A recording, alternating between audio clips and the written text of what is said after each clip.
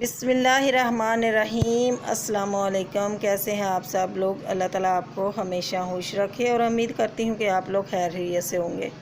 आज मैं आपके लिए लेकर आई हूँ बहुत ही आसान सी रेसिपी और मज़ेदार सी रेसिपी कीमा कबाब की, जिसके लिए ये 1 किलो के करीब कीमा है और कीमा बिल्कुल बारीक कीमा है।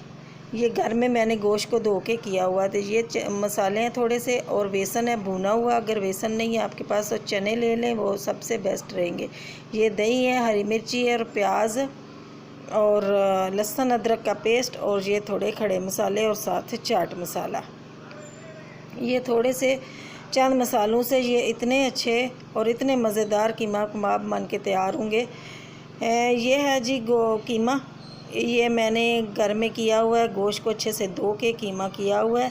और फिर भी अगर आपको लगे कि मोटा है थोड़ा सा, एक ग्राइंडर में फिर एक दफ़ा आप कर लीजिएगा। बिल्कुल बारीक कीमा हमें चाहिए। और ये है नमक, हल्दी, लाल मिर्च पाउडर, धनिया पाउडर और ज़ीरा, ये इसमें शामिल करेंगे। और इसके बाद ये है जी बेसन भुना हुआ 3 चम्मच के बराबर। अगर आपके पास छोटी चम्मच है तो 4 चम्मच डाल लेना। और याद रहे फ्राई पैन में इसको भून लेना। ये है चाट मसाला और ये अदरक लहसुन का पेस्ट फ्रेश कूट लेना। ये है जी दही, 1 प्याली, 1 पाव के करीब 1 प्याली दही है। और इसको हम करेंगे मैरिनेट। और मैरिनेट करके हम घंटे डेढ़ के बाद घंटा 1 मैरिनेट करके रखेंगे। अगर हो सके तो आप 3-4 घंटे के लिए मैरिनेट करके रख दें तो इसका रिज़ल्ट बहुत अच्छा आएगा। ये मैं 1 घंटा पहले मैरिनेट करके रख लूँगी। और आप ऐसा करें कि हाथ की मदद, चम्मच की मदद से मिक्स ना करें, हाथ की मदद से मिक्स करें। और जैसे हम आटा गूंथते हैं ना, इस तरह मिक्स करें ताकि बारीक कीमे है ना तो सारे कीमे में ये मसाले रच जाएं। इनको 1 घंटा के लिए रखते हैं। दूसरी तरफ तेल गरम हो चुका है कढ़ाई में। उसमें ये जो प्याज है ना, 2 मीडियम साइज़ के प्याज थे, इनको बारीक बारीक काट लिया। ये फ्राई कर लेंगे। और आंच बिल्कुल धीमी भी नहीं रखना और बिल्कुल तेज़ भी नहीं रखना, ताकि प्याज हमारे जले नहीं। हमें जले हुए प्याज नहीं चाहिए, हमें सिर्फ प्याज को करते हैं फ्राई। और अब खड़े मसाले इसमें डालते हैं। ज़ीरा, काली मिर्च और 2-3 लौंग थे, दालचीनी का टुकड़ा था, ये शामिल किया है। और थोड़ा सा इसको फ्राई करेंगे। प्याज भी थोड़े से हल्के गोल्डन हो जाए और ये जो मसाले हमने डाले हैं ना, इनकी खुशबू भी इन प्याज़ों में आ जाए। ये देखें प्याज हमारे हल्के गोल्डन हो चुके हैं। अब जो मैरिनेट किया हुआ कीमा है ना, वो इसमें जाएगा।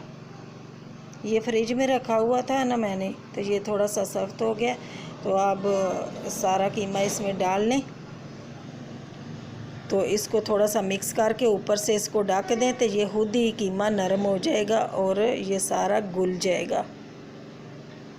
इसको थोड़ा सा डोई की मदद से हिला लें और हिला के तो इसको थोड़ी देर के लिए ना ढक के रख देना।